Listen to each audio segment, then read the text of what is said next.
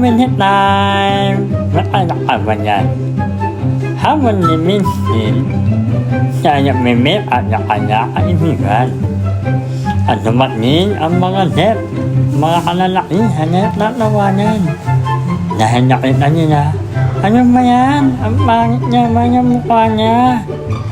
Sila niya tatawanan at niloko ba yung multo yan. At naisip niya idea, si Minsin, para tumahimik kayo. Nakaroon sila ng make-up sa mga mukha. At ngayon, ang kanilang pawayan ay wala.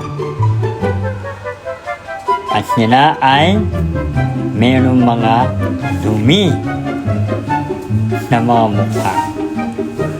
At iba niya papaiyak, iba niya lulungkot.